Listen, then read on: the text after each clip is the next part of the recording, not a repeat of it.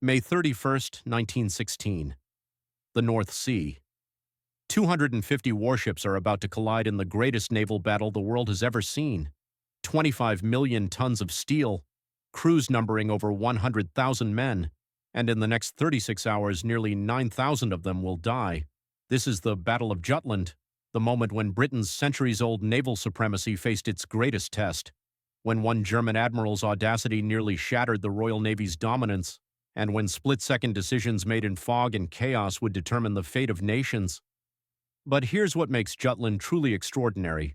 Despite all the death, all the destruction, all the tactical brilliance on display, nobody truly won. By the time the guns fell silent, both sides would claim victory. Both would bury their dead and ask the same question: what just happened? The answer is more complex, more dramatic, and more important than almost any battle in history. Because Jutland wasn't just about ships and guns, it was about the crushing weight of expectation, about brilliant plans colliding with brutal reality, about how a single battle can be simultaneously a tactical defeat and a strategic triumph. This is the story of the largest naval battle in history, a battle that began with deception, descended into chaos, and ended with a question that still haunts historians today. To understand Jutland, we need to go back, not to May 1916, but to July 1914, to the moment when the Royal Navy learned that everything had changed. For over a century, Britain had ruled the seas unchallenged. Britannia Rules the Waves wasn't just a song, it was reality. British dreadnoughts patrolled every ocean. British commerce rode British protection. The empire floated on British sea power, and then Germany decided to challenge that. Kaiser Wilhelm II looked at Britain's navy and decided Germany needed one just as powerful, not for defense, for prestige, for empire, for the respect he believed Germany deserved. Starting in the 1890s, Germany embarked on the most expensive peacetime military program in history. They would build a fleet to rival Britain's. The British response was immediate and terrified. In 1906, they launched HMS Dreadnought, a revolutionary battleship so powerful it made every other warship in the world obsolete overnight. The Germans matched them. Ship for ship, Britain built and Germany followed. By 1914, both nations had bankrupted themselves in a naval arms race neither could afford to lose. But when war finally came, something unexpected happened. Nothing. The British Grand Fleet, the most powerful naval force ever assembled, steamed north to scop a flow in the Orkney Islands. They would blockade Germany from there, starving the Central Powers of supplies and breaking their will to fight. The German High Seas Fleet retreated to protected harbors and waited. For 21 months, the two greatest fleets in history avoided each other. The British couldn't risk losing their advantage. The Germans couldn't risk facing the full might of the Grand Fleet.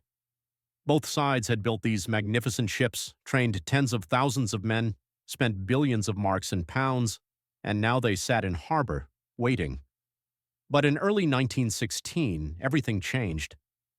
Germany appointed a new commander to the High Seas Fleet, Vice Admiral Reinhard Scheer, and Scheer was not a patient man. He looked at the strategic situation and saw an opportunity.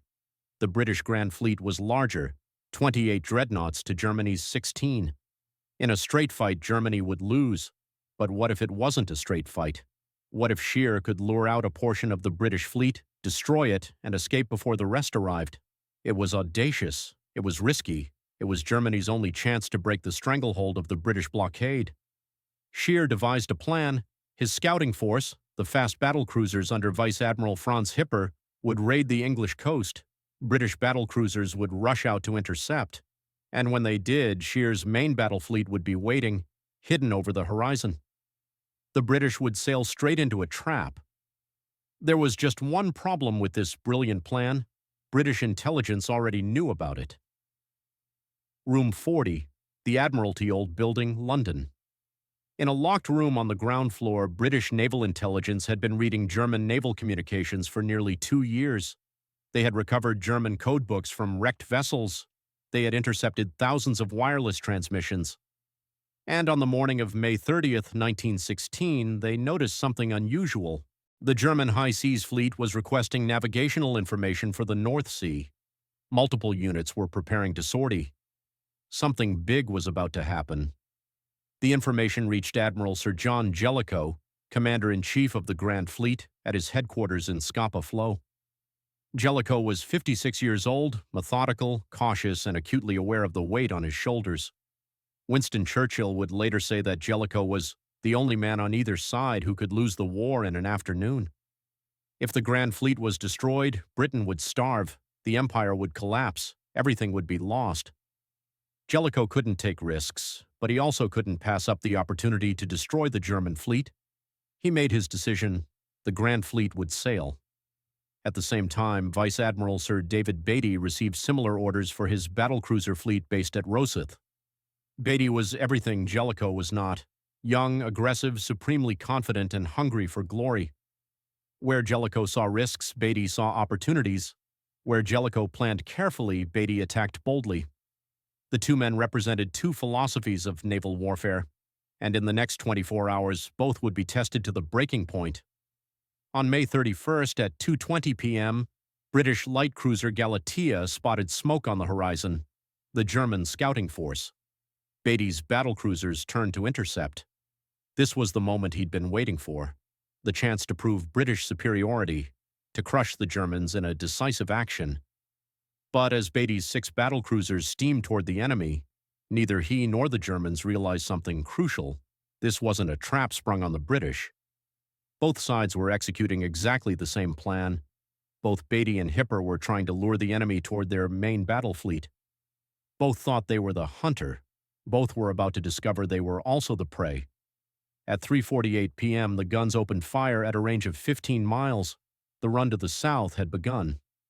What happened next shocked the Royal Navy to its core. Beatty's flagship, HMS Lion, scored the first hit, but then German gunnery found its mark. HMS Indefatigable, a battlecruiser displacing 19,000 tons, took 2 hits in rapid succession. The shells penetrated her lightly armored deck and detonated inside her magazines. The explosion was catastrophic. Indefatigable broke apart and sank in less than 30 seconds. Of her crew of 1,019 men, only 2 survived. But the action was just beginning. Beatty pressed forward, closing the range, trying to overwhelm Hipper's force with superior numbers. His ships pounded the German vessels. Smoke and flame rose from multiple hits. It looked like a British victory was inevitable. Then at 4:03 p.m., disaster struck again. HMS Queen Mary, the pride of the battlecruiser fleet, took 4 hits in quick succession from the German battlecruiser Derfflinger. The shells plunged through her thin deck armor and exploded in her magazines. The resulting detonation was so massive it was seen from the horizon. Queen Mary broke in half and disappeared beneath the waves. Of her crew of 1,266 men, only 9 survived. On Lyon's Bridge, Beatty watched his magnificent ship vanish in seconds. He turned to his flag captain and uttered words that would become famous. "There seems to be something wrong with our bloody ships today." There was indeed something wrong. The British battlecruisers had been designed for speed, not protection. Their armor was thin. Their ammunition handling procedures were dangerously lax in the name of rapid fire, and German gunnery was proving devastatingly accurate. But Beatty didn't know the worst of it yet. At 4:40 p.m., his lookout spotted something that changed everything. On the horizon, approaching from the south, were shapes that made experienced sailors' blood run cold. Masts, funnels, the distinctive profiles of German dreadnought battleships. It was Scheer's main fleet: 16 battleships, 11,000 sailors, thousands of heavy guns. And they were positioned perfectly between Beatty and home. The trap had been sprung, but not the trap Beatty expected. He was the one who had been lured. He was the one outnumbered and outgunned. He was the one who had steamed straight into an ambush. Beatty had perhaps 2 minutes to make a decision that would determine whether his entire force survived the next hour. He could try to fight through 16 battleships with his remaining battlecruisers, a suicide mission, or he could run. He ran. At 4:45 p.m., Beatty ordered an immediate course reversal. His battlecruisers, their supporting fast battleships, and his screening forces turned north and fled at maximum speed. Behind them, the entire German high seas fleet gave chase. But here's what makes this moment so brilliant. Beatty wasn't just running away. He was doing exactly what Hipper had been trying to do to him. He was leading the Germans north. north toward Admiral Jellicoe and the full might of the British Grand Fleet. Now it was the Germans who were sailing into a trap. The run to the north became one of the most intense chases in naval history. Beatty's ships, already battered from the earlier engagement, raced northward with German shells falling around them. The faster German ships closed the range. The slower British battleships struggled to keep up, and somewhere ahead, hopefully, was Jellicoe. But Beatty had no idea where Jellicoe actually was. Wireless communications were spotty. Visual signals were obscured by smoke and weather. Beatty was racing north toward an admiral whose exact position he didn't know, hoping to arrive before the Germans overwhelmed his force. On Scheer's flagship, the mood was triumphant. They had sunk 2 British battlecruisers. They had Beatty on the run. If they could destroy his force before Jellicoe arrived, it would be the greatest German naval victory since Trafalgar. Scheer pressed the pursuit. But in the smoke and confusion, neither Beatty nor Scheer fully understood the situation. Neither knew exactly where the other's main fleet was located. Neither could see more than a few miles in the gathering haze and gunsmoke, and both were about to collide with forces they weren't prepared for. At 5:40 p.m., British armored cruiser HMS Black Prince spotted something ahead. Shadows in the mist, then shapes resolving into hard reality. It was Jellicoe. 24 British dreadnoughts in perfect formation, steaming south at 17 knots. The Grand Fleet had arrived. Jellicoe received Beatty's contact reports with the calm of a man who had prepared for this moment his entire career. He knew Beatty was running north. He knew the Germans were in pursuit. What he didn't know was the exact position, course, and speed of the German fleet. And this is where we arrive at one of the most crucial moments in naval history, a moment when one man's decision would determine the outcome of the entire battle, a decision that had to be made in minutes with incomplete information, a decision that Jellicoe had been thinking about, planning for, and dreading for 2 years. How do you deploy a battle fleet? Let's pause for a moment to understand the problem Jellicoe faced, because this is more than just naval tactics. This is about the crushing weight of responsibility.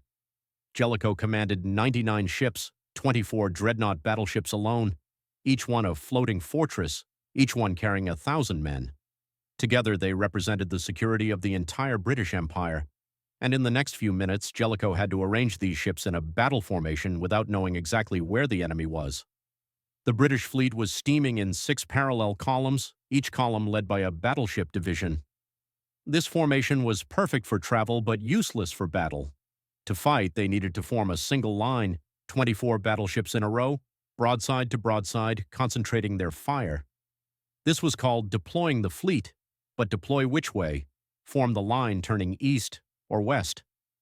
The choice would determine whether Jellicoe crossed the German line of advance, the legendary crossing the T that every naval officer dreamed of, or exposed his own fleet to concentrated fire. Choose correctly, and Jellicoe would position his fleet perfectly to devastate the German advance. Choose incorrectly, and he might put his own fleet in disarray, allowing the Germans to pick off his ships one by one. And he had to choose now, without perfect information. Based on fragmentary contact reports from Beatty's battered and confused scout forces, with visibility dropping by the minute as smoke and mist filled the sea. At 6:14 p.m., with German shells beginning to fall near his forward units, Jellicoe made his decision. He ordered deployment to the east. The columns would turn one after another, forming a single massive line of battleships facing southeast. It was either brilliant or catastrophic, and he wouldn't know which for at least 10 more minutes. The execution was flawless. Column after column turned in perfect sequence.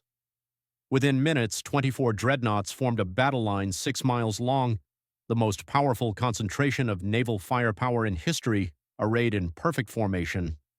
And then at 6:20 p.m., the Germans appeared through the mist.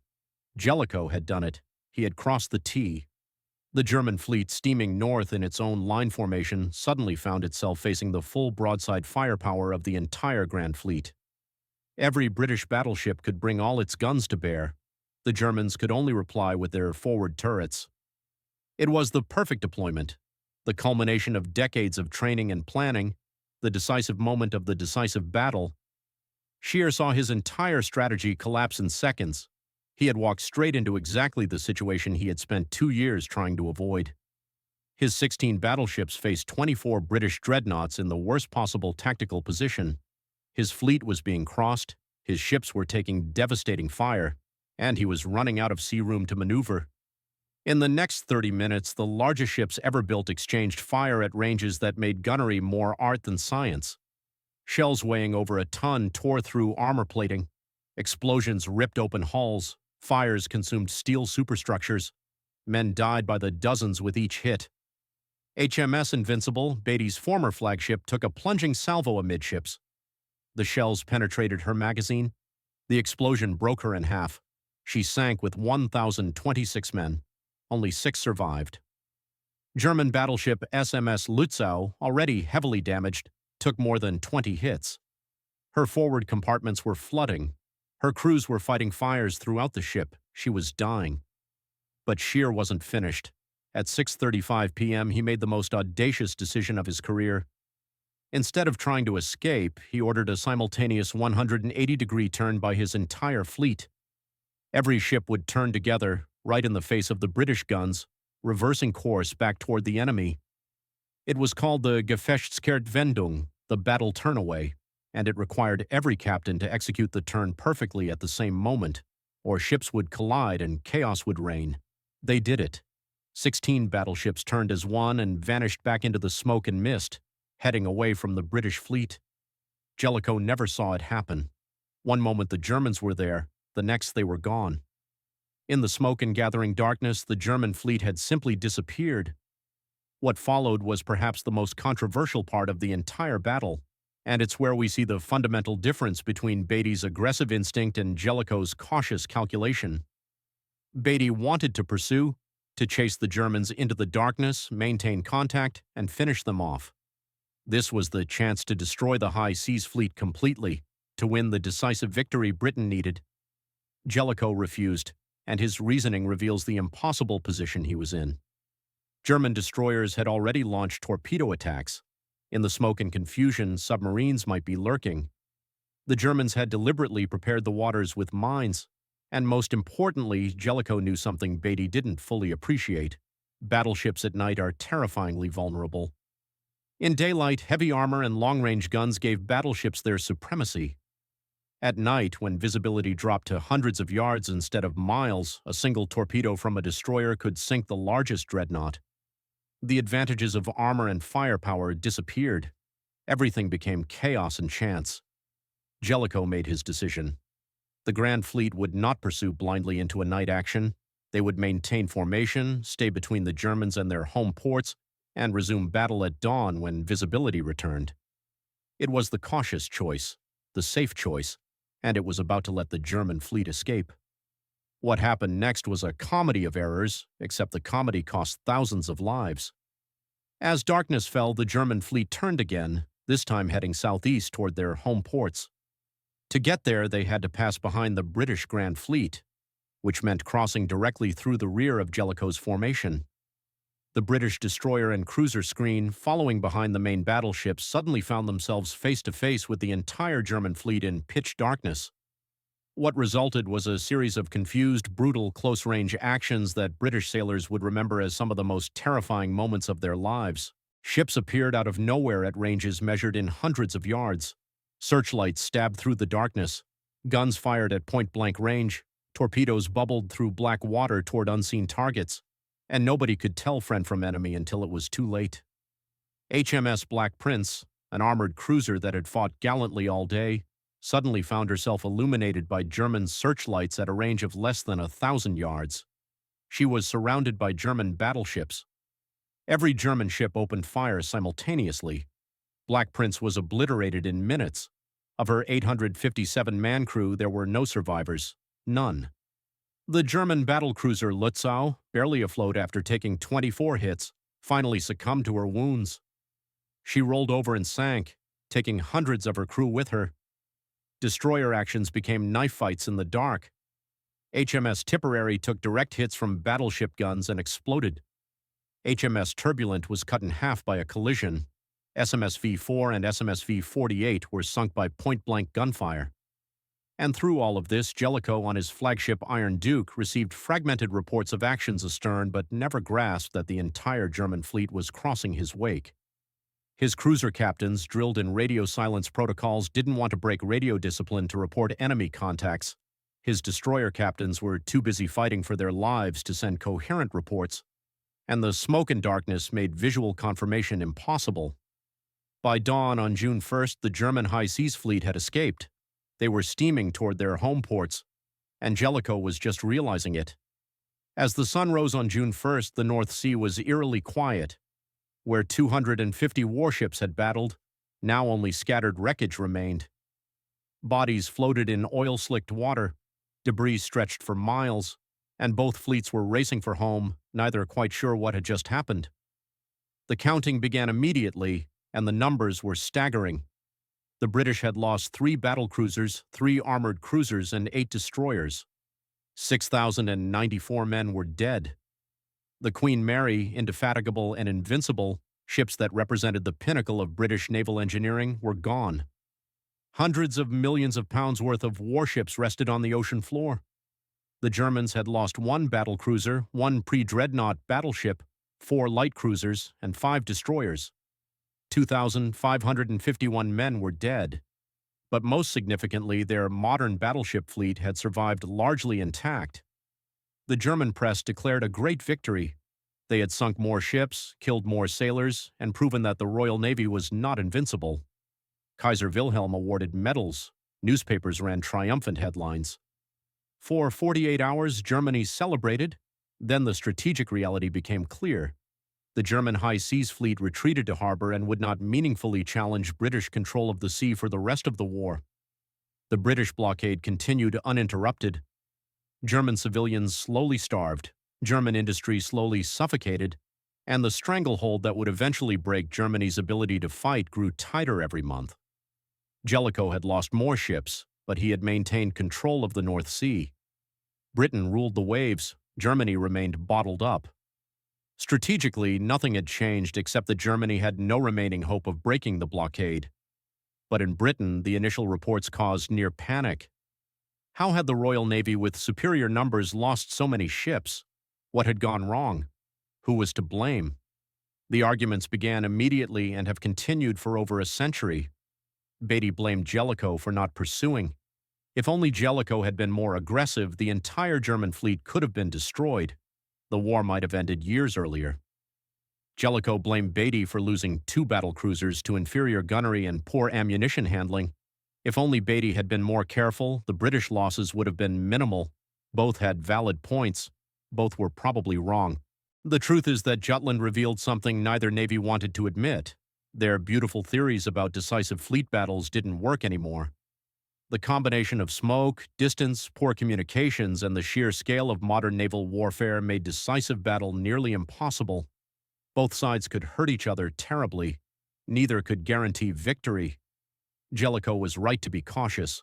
One torpedo, one lucky hit, one moment of chaos could have cost Britain the war. Churchill's warning was prophetic. Jellicoe really was the only man who could lose the war in an afternoon. He chose not to risk it. That was wisdom, not cowardice. But Beatty was also right. The British had the Germans at a disadvantage. They had crossed the T. They had superior numbers. A more aggressive pursuit might have destroyed the high seas fleet completely. The opportunity was there. It wasn't taken. The real lesson of Jutland is more subtle and more important than simple questions of victory or defeat. Jutland proved that naval warfare had changed in ways neither side fully understood. The massive battleships that both nations had bankrupted themselves to build were impressive, powerful, and almost impossible to use decisively. They were too valuable to risk, too slow to catch fleeing enemies, and too vulnerable to torpedoes and mines to operate freely. The future of naval warfare wouldn't be decided by battleship duels. It would be decided by submarines, aircraft carriers, and convoy escorts. But in 1916, nobody fully grasped that yet. Both Britain and Germany spent the rest of the war protecting battle fleets that would never fight again. The Battle of Jutland lasted less than 12 hours of active combat, but its shadow stretched across the rest of the war and beyond. The officers who survived would spend decades arguing about what happened, writing memoirs that blamed others and defended themselves, trying to make sense of the chaos they had lived through. The families of the nearly 9,000 dead would wonder if their sons and husbands and fathers had died in a victory or a defeat, whether their sacrifice mattered, whether anyone even won. And naval theorists around the world would study every aspect of the battle, looking for lessons, trying to understand what it meant for the future of warfare. Here's what we know for certain. On May 31st, 1916, the largest naval battle in history was fought to a draw. The Germans sank more ships but failed to break the blockade. The British maintained control of the sea but failed to destroy the German fleet. Both sides claimed victory. Both were disappointed. But perhaps the most important truth about Jutland is this. Sometimes there are no clear victories. Sometimes brilliant plans collide with each other and dissolve into chaos. Sometimes doing everything right still leads to ambiguous outcomes. And sometimes the bravest thing a commander can do is recognize the limits of what's possible and choose caution over glory. Admiral Jellicoe never fought another major battle. He was promoted to First Sea Lord but was eventually dismissed after disagreements over convoy policy. He died in 1935, still defending his decisions at Jutland. Vice Admiral Beatty was promoted to Commander-in-Chief of the Grand Fleet and received most of the public credit for Jutland. He became First Sea Lord after the war and died in 1936, still arguing that more aggressive tactics would have won a decisive victory. And Admiral Scheer returned to harbor, wrote a self-congratulatory report, and then spent the rest of the war trying to figure out how to break the British blockade without risking his fleet in another battle like Jutland. He never found an answer. The battleships that survived Jutland mostly ended their days in scrapyards. The men who died there rest on the bottom of the North Sea, and the question of who won remains, like so much about the First World War, a matter of perspective. What's not a matter of perspective is this. Jutland was the last of the old-style fleet battles, the last time battleships fought battleships for control of the sea. After Jutland, naval warfare would never be the same again, and perhaps that's the real legacy of May 31st, 1916. Not victory or defeat, not triumph or disaster, but the end of an era. The moment when the age of the battleship reached its peak and began its inevitable decline, the Battle of Jutland, the clash that decided nothing, the victory that felt like defeat, the defeat that ensured victory, the battle where everyone was right and everyone was wrong, the battle that, more than a century later, we're still trying to understand.